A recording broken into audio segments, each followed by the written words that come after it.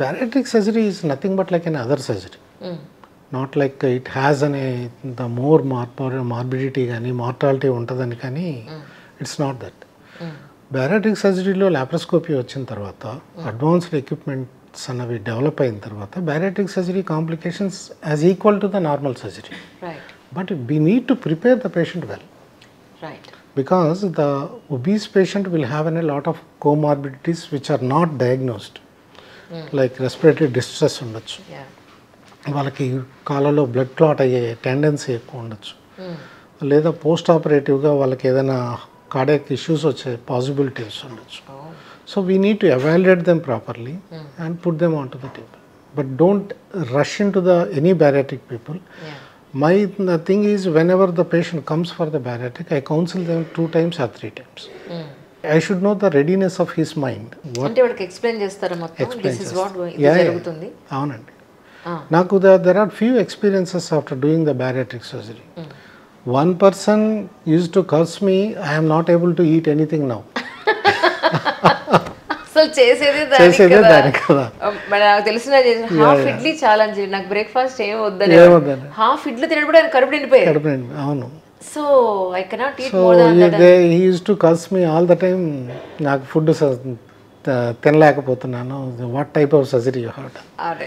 So and the one lady used to curse me because my breast size has gone down because of your bariatric surgery.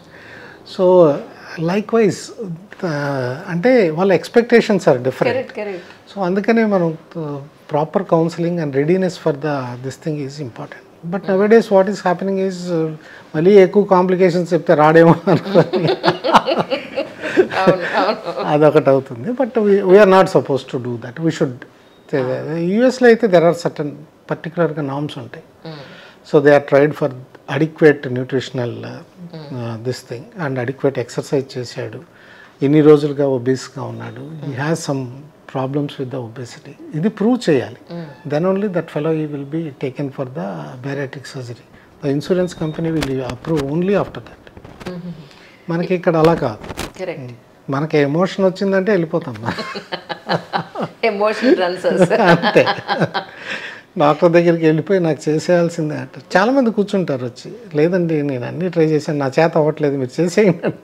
అమ్మా you are not fit for that surgery అని they don't listen. కానీ ఒకసారి బariatric surgery అయిన తర్వాత ఎన్నాళ్ళ వరకు ఆ not ఉంటుంది? అబ్జర్వ్ అయిపోతుందా, లేకపోతే మళ్ళీ మనమే అదే నాట్ని తీయాల్సిన పని ఉంటుంది? నాట్ ఏమి ఉండదు. అంటే దెర్ వాజ్ అన్ యాక్చువల్గా బ్యాండ్ ఉండేదండి ఇంతకుముందు. సో బ్యాండ్ వేసేవాళ్ళము, అది ఫ్రీక్వెంట్గా అడ్జస్ట్ చేసేవాళ్ళం. బట్ నౌ ద బ్యాండ్ ఇది చేయట్లేదు మనం ఎక్కువగా. సో స్లీవ్ అని చేస్తున్నాం, అంటే స్టమక్ సైజ్ని బాగా రెడ్యూస్ చేసేయటం. So almost 3/4 of the stomach part will be removed. And so that the restriction అనమాట, ఫుడ్ రెస్ట్రిక్షన్ అనేది ఉంటుంది. He cannot eat more than certain amount. And at the same time స్టమక్లో ఒక ఫండస్ పార్ట్ అనే దాన్ని remove చేస్తాం. దానివల్ల ghrelin అనే హార్మోన్ తగ్గిపోతుంది. సో విచ్ ఈజ్ అనే అపటైజర్, మనకి అపటైట్ ప్రొడ్యూసింగ్ హార్మోన్ అది. సో అది తగ్గిపోవటం వల్ల వాళ్ళు ఈజీగా సాటిస్ఫై అవుతుంటారు. They don't drive for the frequent food హ్యాబిట్స్కి అలవాటు కారు. సో అది ఒక ఫ్యాక్టర్. నెక్స్ట్ వచ్చి బైపాస్ అని ఉంటాయి. బైపాస్లో కూడా అగైన్ రూయన్వై గ్యాస్ట్రిక్ బైపాస్ అంటాం, మినీ గ్యాస్ట్రిక్ బైపాస్ అంటాం. అంటే దీంట్లో రెస్ట్రిక్షన్ కాంపోనెంట్తో పాటు మాల్ అబ్జార్ప్షన్ కాంపోనెంట్, అంటే కొంత ఫుడ్ తిన్నా అది అబ్జార్బ్ కాకోకుండా కాంపోనెంట్ని యాడ్ చేస్తాం. దట్స్ ద మార్బిడ్లీ ఒబీస్ పీపుల్, అంటే 45 పైన బిఎంఐ ఉన్న వాళ్ళకి చేస్తాం అనమాట. సో అలా మనం డివైడ్ చేసుకుంటాం. Nowadays there are certain other procedures వచ్చాయి. డీజేబీ అనేది, డ్యూయోనల్ జెజనల్ బైపాస్ అనే దానికి, అలా రకరకాలు వచ్చాయి. డిపెండింగ్ ఆన్ ద కోమార్బిడిటీ కూడా we are deciding. And long term weight loss ఉండాలంటే కూడా ప్రొసీజర్ని మనం డిసైడ్ చేసుకుంటున్నాం. Likewise, అంటే there are multiple ways to evaluate the patient and we have to give a right procedure to him. అంటే ఇది ఒకసారి బariatrics అయిన తర్వాత మళ్ళీ it can be reversible sir? అంటే స్లీవ్ అన్నది రివర్స్ కాదండి, ఎందుకంటే ఆల్మోస్ట్ 3/4 స్టమక్ తీసేసి ఉంటాం. సో దాన్ని రివర్స్ చేయలేము. అది బ్యాగ్ పెరిగే అవకాశం అంటే ఓవర్ ద టైమ్ స్ట్రెచ్ అవ్వచ్చు. ఓకే, మనం ఫ్రీక్వెంట్గా ఓవర్ ఈటింగ్ అన్నది చేసినప్పుడు స్ట్రెచ్ అవ్వచ్చు. దానివల్లే వాళ్ళు వెయిట్ గెయిన్ అవుతారు. 3 to 4 years తర్వాత స్లీవ్లో వెయిట్ గెయిన్ అవుతారు. సో బైపాస్లో ఏంటంటే మనం దాన్ని రివర్స్ చేయొచ్చు. We can reverse it back there are certain people వెనక్కి వస్తారు, మాకు వద్దండి, I'm unable to tolerate this type of things, please get it back. నాకు ఇనిషియల్ డేస్లో నేను స్టార్ట్ చేసినప్పుడు చెన్నైలో ఆయన గ్యాస్ట్రిక్ బైపాస్ చేయించుకున్నాడు. Then he came back after a year or 2, I think. సన్నగా బాగా ఎమాషియేట్ అయిపోయాడు. He was not able to look at in the mirror. నేను నాకు వద్దండి మళ్ళీ రివర్స్ చేసేయండి అంటే I did that time. Like wise few people ask to reverse it. అయితే గ్యాస్ట్రిక్ బెలూన్స్ వేస్తుంటాం కొంతమందికి, కొంచెం అంటే మోడరేట్లీ ఒబీస్గా ఉన్న వాళ్ళకి బెలూన్స్ వేస్తుంటాం. అదేంటంటే ఫస్ట్ వీక్లో చాలా ఇంటాలరబుల్గా ఉంటుంది, విపరీతమైన వామిటింగ్స్ అవుతుంటాయి, హెవీగా స్టమక్ ఉంటుంది, అసలు వాళ్ళు అసలు day to day life lead చేయడానికి ఇబ్బంది పడుతుంటారు, ఎస్పెషల్లీ 48 అవర్స్లో. ఫస్ట్ 48 ఫోర్స్ఫుల్గా తీయించేసుకున్న వాళ్ళు చాలామంది ఉన్నారు, మా డాక్టర్సే.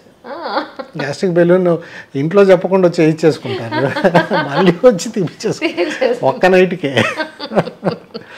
సో అలా కొంచెం బ్యారియాట్రిక్స్ అన్నది సర్జికల్ పార్ట్ ఓకే, కానీ బెలూన్ అన్నది అంత కంఫర్టబుల్గా అయితే ఉండదు, నా experience. But there are different people, they say my success rate is this that అని.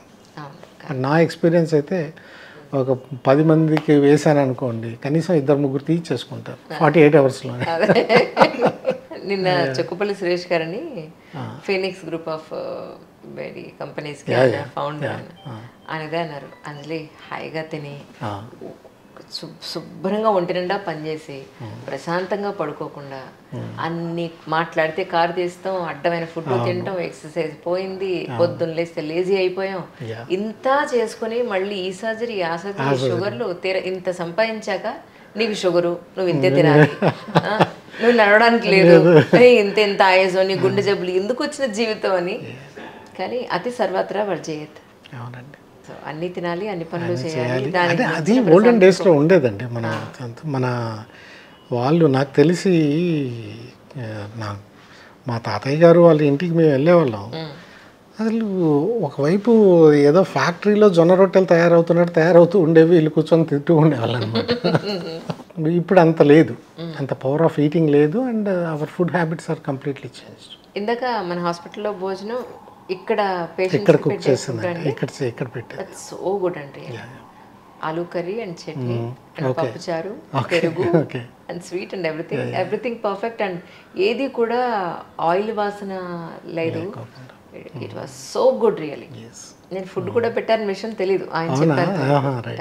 మీరు వచ్చేసరికి లంచ్ టైం అవుద్దని నేను I said okay, so by the time I can finish my OT. Correct. చాలా సంతోషంగా ఉంది సార్, ఒక మంచి డాక్టర్ని ఎంట్రీ చేయగలిగే అవకాశం నాకు దొరికింది. ఎక్కువ టైం తీసుకుంటే క్షమించాలి. It's a great to meet you, and looking at your profile I was amazed. Thank you so much sir, thank you so much. Madam అడిగానని చెప్పండి, పిల్లలు కూడా అడిగానని చెప్పండి. షూర్. ఎవరు అని అడిగితే అంజలి జర్నలిస్ట్ అని. అంజలి గారు మీరు ఆల్రెడీ తెలుసు మా అమ్మాయికి, నేను చెప్పాను అంజలి గారితో ఇలా ఉంది, నేను వెయిట్ చేస్తానని చెప్పండి. తను ఎప్పుడు డాక్టర్ అవుతుందో, ఏ స్పెషలైజేషన్ తీసుకుంటుందో, నేను ఇంటర్వ్యూ చేయడానికి రెడీగా ఉన్నానని చెప్పండి నా మాటగా. షూర్ అండి. Thank you so much for sir once again. Thank you sir.